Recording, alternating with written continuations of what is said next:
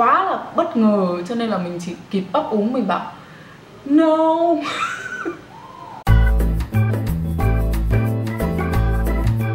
Chào các bạn. Không biết là các bạn có nghe thấy tiếng sân khấu hát múa dựng sạp ở dưới kia không? Nhưng mà người ta đang tổ chức ca hát gì đấy, thôi kệ đi ha. Ngày hôm nay là một video tương đối là thư giãn sau một hồi mấy tuần liền mình làm những cái video hết vào mặt các bạn là các bạn phải làm đi, học đi, lao động đi. Thực ra cũng hết sức là căng thẳng. Cho nên là hôm nay mình sẽ làm một cái video có phần thư giãn hơn một chút.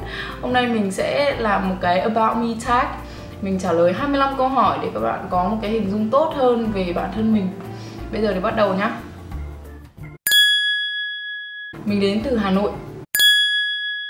Mình hiện đang sống ở Sài Gòn.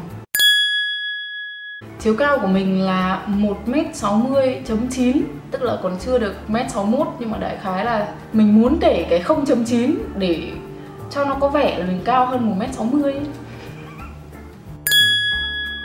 Mình là con gái út ở trong nhà, mình có một người anh trai nữa, và anh trai mình thì lớn rồi, hơn mình rất là nhiều tuổi, hơn mình đến gần 12 tuổi, và anh đã lấy vợ và có 2 đứa con trai rồi, tức là mình có 2 đứa cháu trai từ rất là lâu rồi. Thức uống yêu thích của mình là trà sữa, mình tự pha. Buổi sáng mình pha một ly trà đen, phải là trà đen, sau đấy thì mình pha với sữa đậu nành ấy và uống ấm. Thì là cái thức uống này nó làm cho mình cảm thấy tỉnh táo và thoải mái vào buổi sáng ấy. Nếu mà mình không được uống trà sữa ở buổi sáng thì cái ngày hôm đó mình cảm thấy làm sao ấy, không có được thoải mái. Chắc là tại vì mình quen quá rồi. Ngoài ra đấy thì mình có nghiền trà sữa trân châu, thế nhưng mà mình cố gắng hết sức để hạn chế, tại vì thực sự trà sữa trân châu rất là nhiều đường và nó không tốt cho cân nặng cũng như là da dẻ của mình. Đồ ăn yêu thích của mình là đồ ăn Việt Nam và đồ ăn Nhật Bản, sushi, mì udon, rồi những cái đồ ăn Việt Nam và bún miến mì phở ấy, là nghiền luôn. Phong cách ăn mặc của mình thì hơi men một tí, hơi tomboy một tí. Mình thích mặc những cái áo hoodie hoặc là mặc những cái áo phông. Và đặc biệt là mình nghĩ là giày sneakers, giày thể thao ấy, của nam thì đẹp hơn hẳn giày của nữ. Thế nhưng mà nếu mà mình muốn đi những cái mẫu giày của nam ấy, thì thường mình phải đi mua giày trẻ con. Tại vì cái size trẻ con thì nó có cái size của mình là size 37.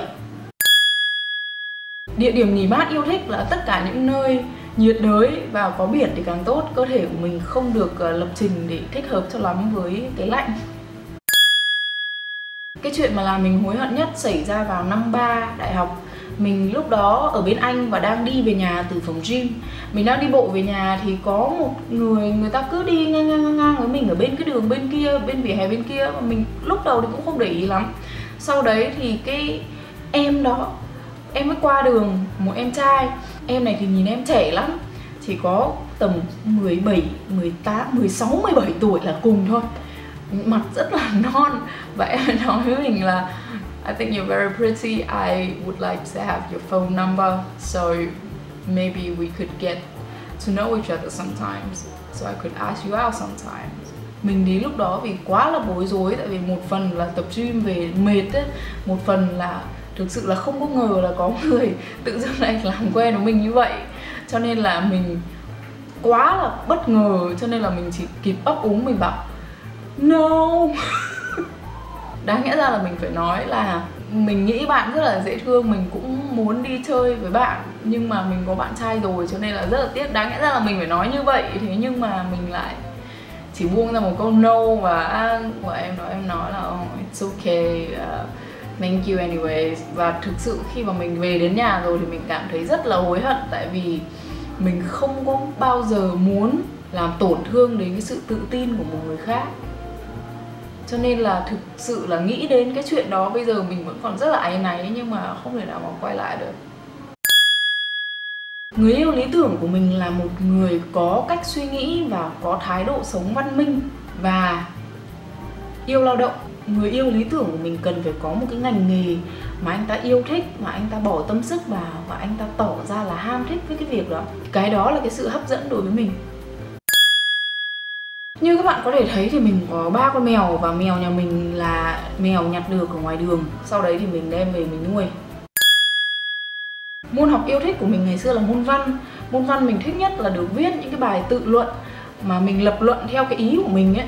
Chứ còn thì thực ra là học thơ xong rồi phân tích từng chữ ở trong cái thơ thì cũng không phải là thích lắm. Thế nhưng mà đại khái là mình thích cái khía cạnh đó của môn văn. Nó cho mình cái quyền tự do được suy nghĩ và viết ra những cái suy nghĩ đó thì mình rất là thích. Môn học ngày xưa mình ghét nhất ở trường tất nhiên là những môn mà mình dốt nhất là toán, lý và hóa. Bộ não của mình không được lập trình để xử lý những cái thông tin về con số. Mình không biết diễn tả như thế nào nữa nhưng mà đại khái là mình rất là dốt toán. Cho đến ngày hôm nay cái tư duy của mình nói chung là nó không được toán học cho lắm. Khi mà mình phải tính toán cái gì mà khi mà mình phải suy nghĩ cái gì mà liên quan đến con số ấy, và nó gần giống như là các bạn hình dung mình suy nghĩ rất là tượng hình ấy. Cho nên là khi mà mình xử lý thông tin thì những cái hình ảnh được tổ chức theo một cái thứ tự nhất định ở trong đầu mình. Và khi mà mình phải suy nghĩ về các cái con số ấy thì nó không có theo một cái thứ tự gì hết. Nó chạy bòng kiểu gì ấy. Tức là mình không có khả năng xử lý con số. Nỗi sợ lớn nhất của mình là một ngày mình thức dậy và những người thân yêu của mình không còn ở bên cạnh mình nữa. Đấy là nỗi sợ lớn nhất. Tất cả những cái khác chỉ là chuyện nhỏ thôi. Nhiều khi các bạn có thể nghĩ là mình sợ mất tiền, mình sợ bị từ chối, mình sợ thi trượt, nên là tất cả những cái đó chỉ là chuyện nhỏ thôi. Mình không sợ gì hết. Người có ảnh hưởng lớn nhất đến mình là ba mình. Ba mình thì làm công việc nghiên cứu, và ngày xưa khi mà mình còn bé là ba mình mỗi đêm đều dậy từ lúc 2-3 giờ sáng để ngồi làm việc, và làm việc đến sáng sớm lại đưa mình đi học. Ba mình là một người rất là chăm chỉ trong công việc, thế nhưng mà cái áp lực kiếm tiền để nuôi mình nó chỉ là lý do phụ của cái công việc của ba mình thôi. Ba mình thực sự yêu cái công việc mà ba mình làm. Ba mình là một người thực sự yêu lao động, và ba mình không bao giờ phàn nàn với bất cứ một gì hết. Mình có khó khăn mình vượt qua, mình không có phàn nàn, và cái tính đó mình may mắn được thừa hưởng là từ đó. Nếu mà mình có thể thay đổi được một điều về mình thì mình sẽ thay đổi cái giọng hát của mình. Mình sẽ trở thành một người hát hay. Thực sự thì mình hát rất là dở, không có một cái tài năng gì về ca hát hết. Cho nên là mình rất là ghen tị với những người mà có năng khiếu hát hay ấy. Cho nên là mình ước gì mình cũng hát được hay. Nhưng mà hàng tháng mình làm từ thiện bằng cách đóng góp tiền vào các cái tổ chức cứu trợ động vật không chỉ ở Sài Gòn mà còn ở Việt Nam nói chung. Tháng yêu thích nhất của mình là tháng 12. Tại vì tháng 12 thì có Noel đó, mình rất là thích Noel, mình cực kỳ thích Noel. Mình có cái dịp được ở châu Âu ấy, và Noel là cái tháng vui nhất, là cái tháng rất là đặc biệt khi mà người ta rộn ràng, người ta mua sắm, người ta về chuẩn bị nghỉ, người ta về gia đình của người ta, rất là vui, không khác gì Tết của mình cả. Nhưng mà thực sự cái mùa Noel là một cái mùa rất là ấm áp ấy, từ những cái mẩu quảng cáo ở trên TV về quà này nọ cho người thân, rồi nó là một cái không khí rất là đặc biệt mà phải sang châu Âu mới có thể cảm nhận được. Thói quen kỳ cục nhất của mình có lẽ là mình hay nói chuyện với mèo. Hàng ngày mình đều nói chuyện với mèo, ngày nào cũng thế. Mình thích nhất là kẹo dẻo Haribo, mà nhất là những cái nào mà chua chua ấy. Thích lắm. Nếu mà mình được lựa chọn một thương hiệu quần áo duy nhất để mặc đến hết đời thì lựa chọn của mình rất là nhanh chóng, không hề băn khoăn, sẽ là Adidas Original. Điều mà mình hay bị hiểu lầm nhất từ những cái người mà chưa có tiếp xúc với mình là mình nhìn có vẻ dữ lắm, có vẻ lạnh lùng lắm, và nhìn không có vẻ gì là thân thiện với người khác. Thế nhưng mà thực ra cái điều đó nó cũng không đúng. Từ hồi đi học thì mình đã có hơi kẻ mắt một chút, người ta nhìn người ta ngại. Khi mà đi làm thì có một thời gian mình cạo nửa cái đầu này ngắn á, bắt chước Rihanna, cái kiểu hâm mộ.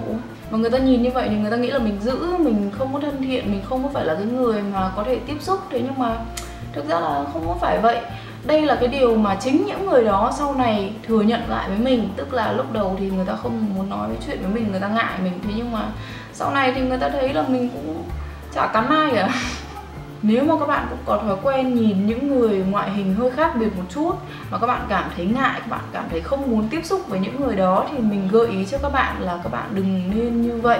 Ngày xưa mình đi học đại học thì mình có biết một cái nhóm bạn cùng trường, người ta ăn mặc rất là khác, người ta ăn mặc rất là rock này, rồi người ta bấm khuyên khắp người, người ta xăm trổ khắp người và người ta đánh cái mắt đậm á, thì cái ngoại hình như vậy có thể là làm cho các bạn cảm thấy ngại. Nhưng mà thực sự khi mà mình chơi với cái hội đó rồi, mình thấy những người đó là những người hiền nhất mà mình từng biết. Mình nói thật đấy, họ chơi họ không hề tính toán hay là họ không hề có một cái sự gì đó mà dữ dằn đâu. Nói thật đấy, đó là những cái người bạn tốt nhất mà mình từng biết. Nếu mà bạn cứ giữ cái thói quen đánh giá không tốt về người khác chỉ vì cái ngoại hình của người ta thì thực sự cái phần thiệt thòi thuộc về bạn thôi. Tại vì bạn sẽ bỏ lỡ những người bạn rất là tốt. Cái điều mà làm cho mình tự hào về bản thân nhất là khi mình nghĩ đến những con vật mình đã cứu.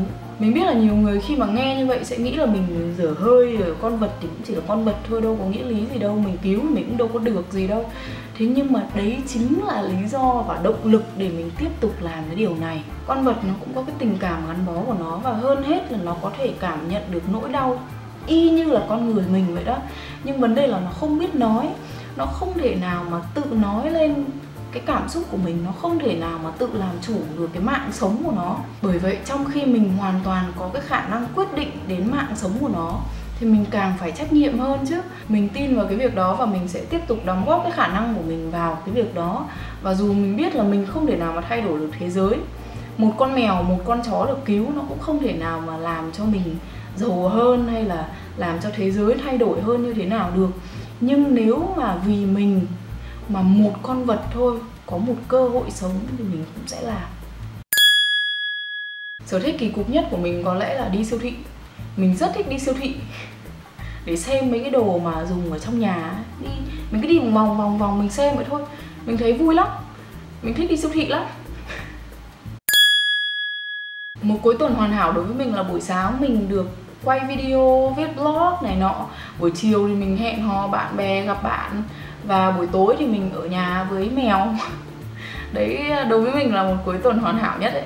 Hy vọng là các bạn thích video vừa rồi. Nhớ like, comment và subscribe, tại vì mình sẽ quay lại với nhiều video nữa. Nhớ kết nối với mình qua những cái link trang web, Facebook và Instagram mình để ở phía dưới nhé. Mình cảm ơn các bạn đã dành thời gian xem video của mình và chúc các bạn cuối tuần vui vẻ.